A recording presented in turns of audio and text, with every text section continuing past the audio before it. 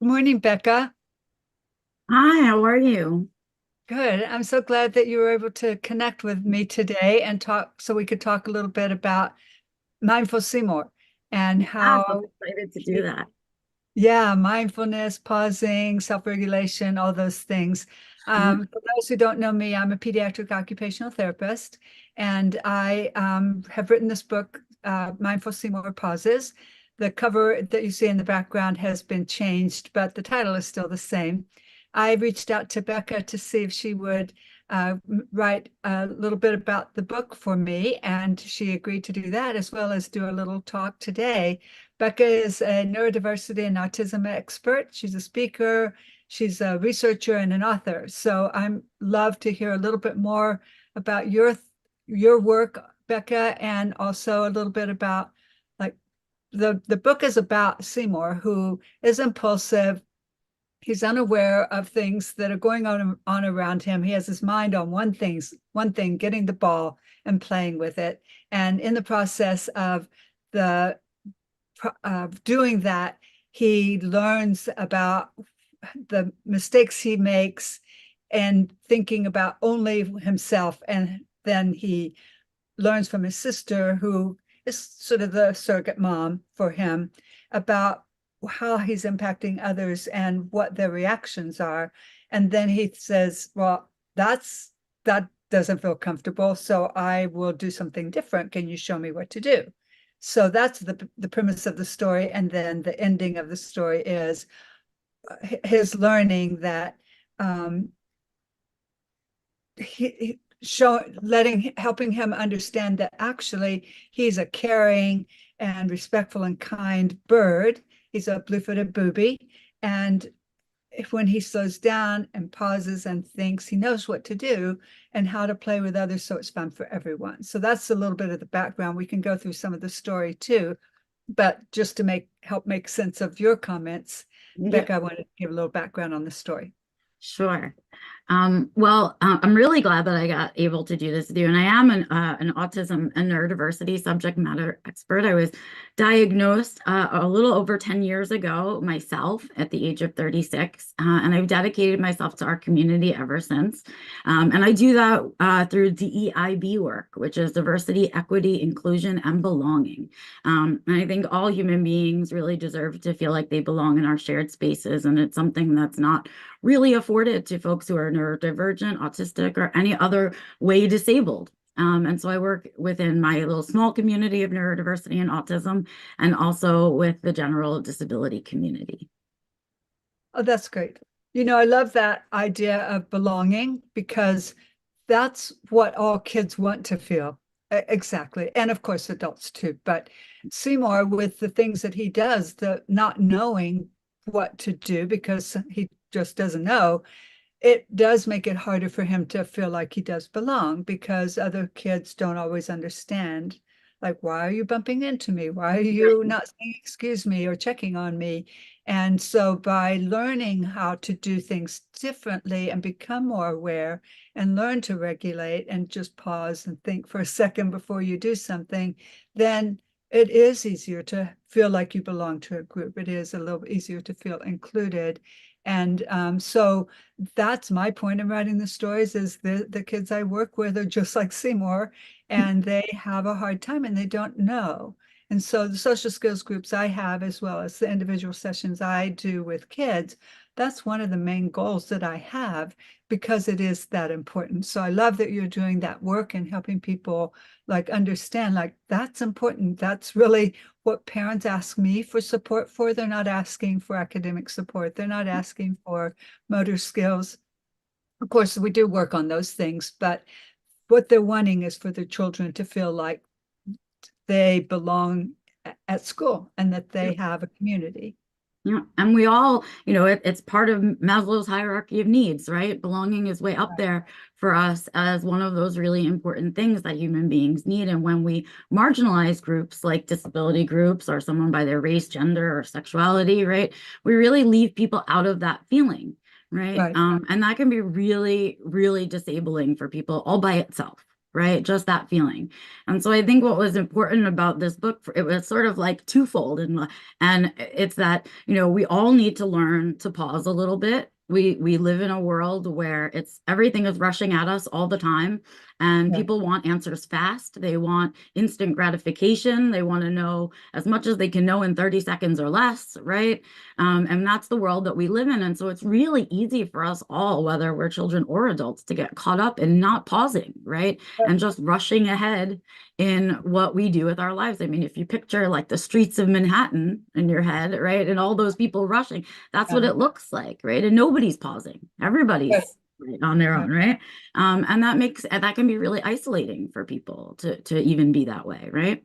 And I think for folks that are different or who think differently, that's especially the case because we don't, at least autistics and neurodivergence, we don't necessarily glean those social rules Mhm. about how we might be bulldozing over people, right? And those kind of things, the way that other people learn them. So we really need, like Seymour needs, direct instruction about how to be mindful, right? And about what to do, how to do it differently. And what I think is really interesting is that the book touches on impulse control, which is something that we see a lot of issues with folks on the spectrum, and people with ADHD, right? They have lots of issues with that impulse control of just going after the thing that they need and not necessarily thinking about the consequences, right? And that's sort of the underlying lesson here with Yes. Seymour, is that he didn't want those consequences that he was getting from his actions. And the way that we all shift that is by pausing and taking a mindful moment and thinking about what we can all do differently to not bulldoze over people, right? Right. Um, yeah, So that explicit instruction, like you mentioned, but also just because you teach it once doesn't mean that they have it. So that's part of the correct. impulsivity and sort of someone to help continually teaching, think first and Right. preparing, And also reviewing. teaching self-awareness. Like if you are able to pass on to someone that they've got struggles with impulse control, that's something that once they're aware of about Right. themselves, right, they can do something about it. Right. Especially if it's something that's impacting them, like in adulthood, we see it impacting people's budgets, right? And what they have for their bills versus what's for fun and things like that.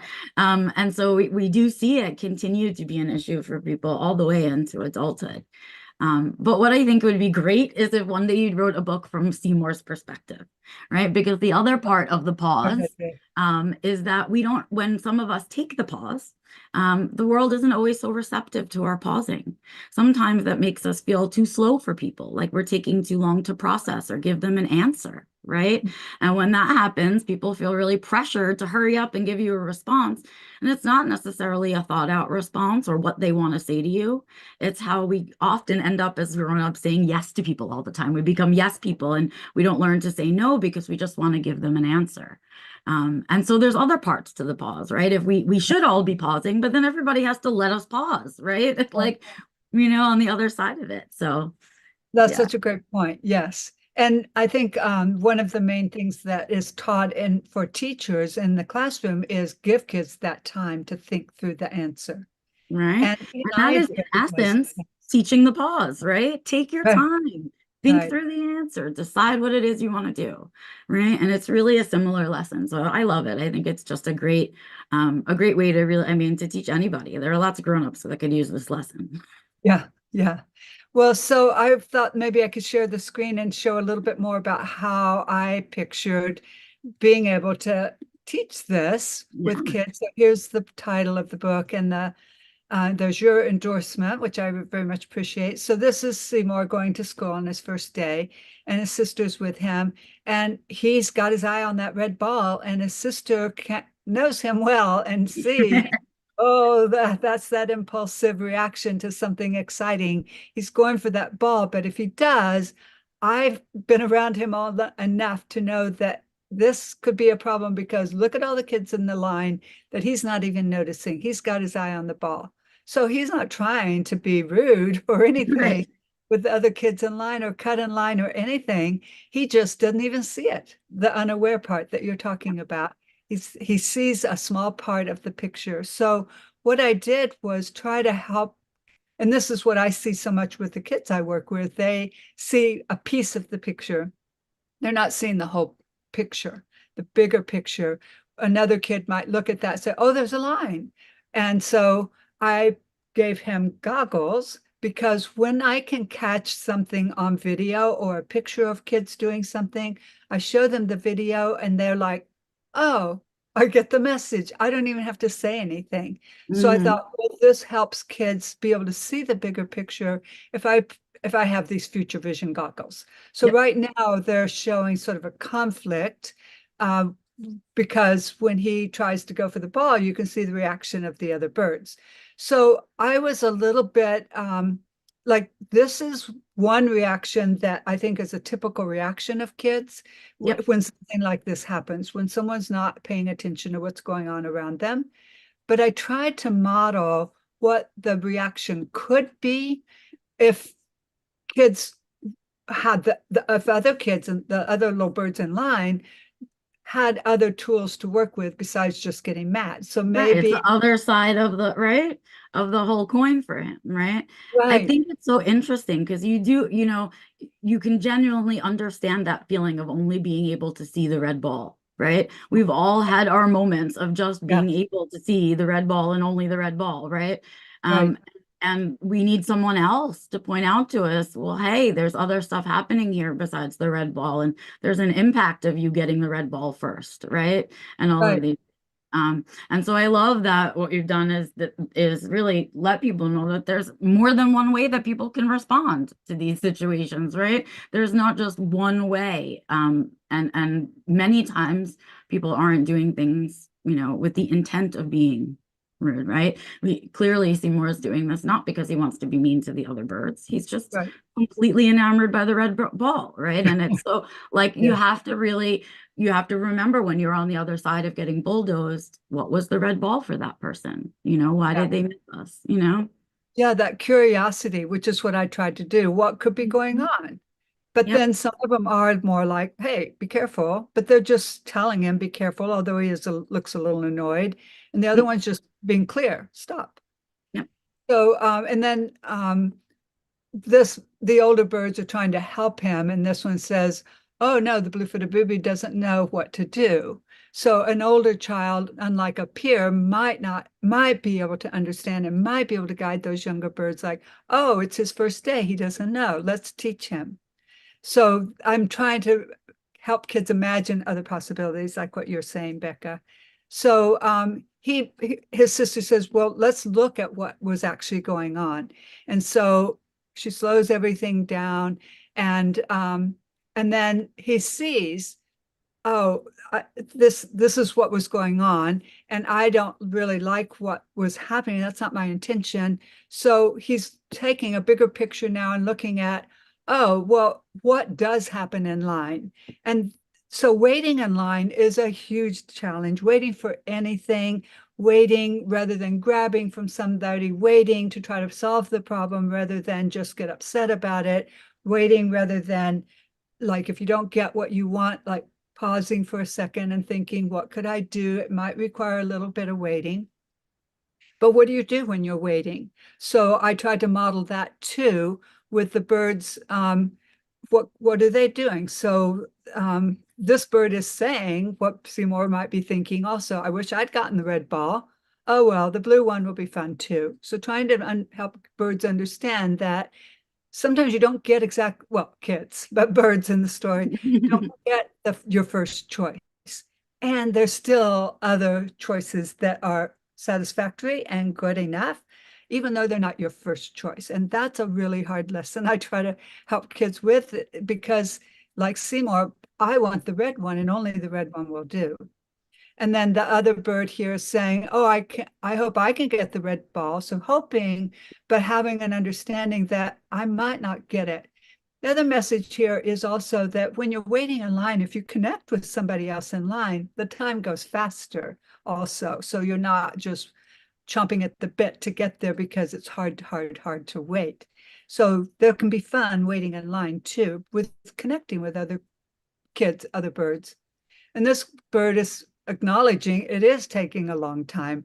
Probably there's discussion at the front of the line about which ball they're going to get. And then this bird saying, inviting Seymour to play with him. So this is what happens. This is the inclusion. When you do wait in line, when you are aware, when you're not bulldozing over someone, then people do want to reach out and say, join me. And then he's reminding himself, I need to keep my wings to myself. And so then he's imagining, like, this is going to be fun. This is a way to belong to a game, be part of a game, belong to a group of other birds.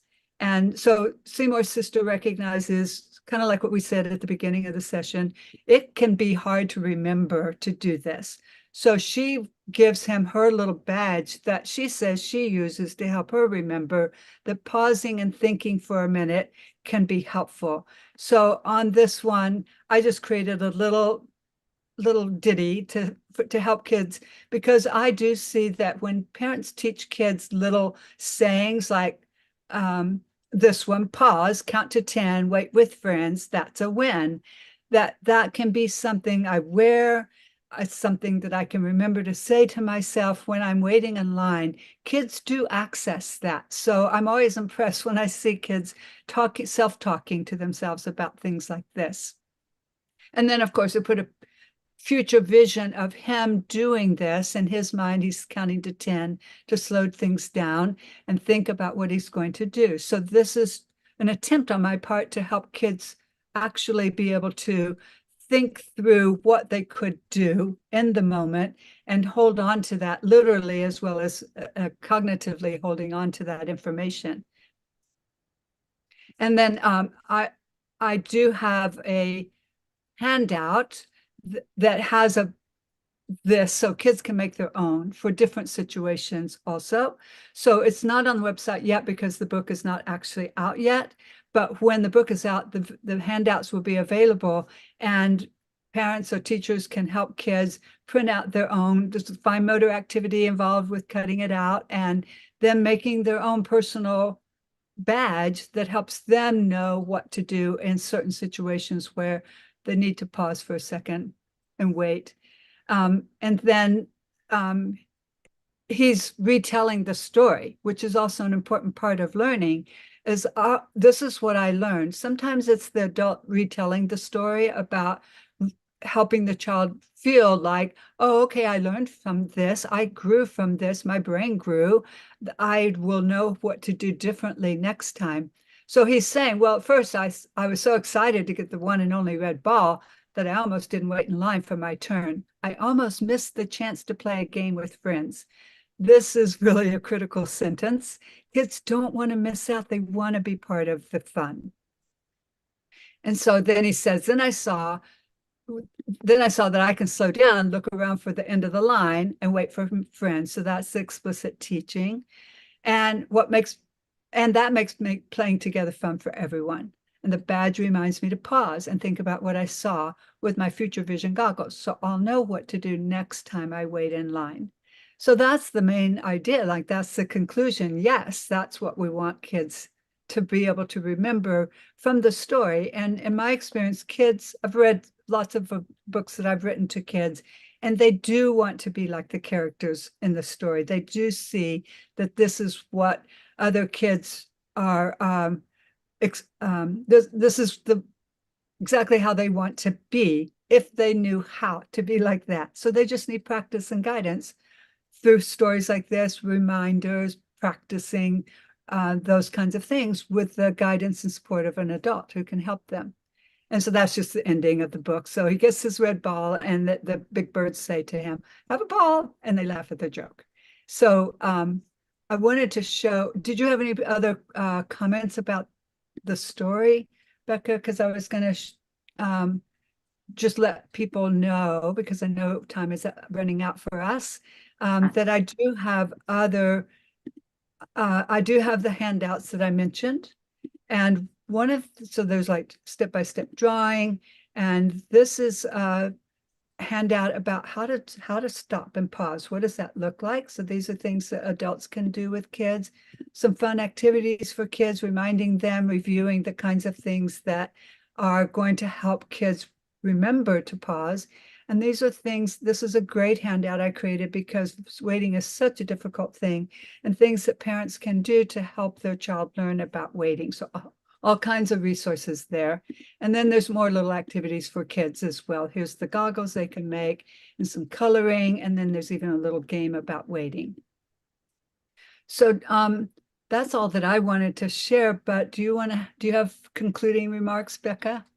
No, I really think that it's a really great book, and I think it's got lessons in it for everyone. And so I really hope that folks kind of feel drawn to it and they can learn a little bit about practicing the pause themselves. Great. Thank you so much, Becca. I really appreciate your time My pleasure. and your input.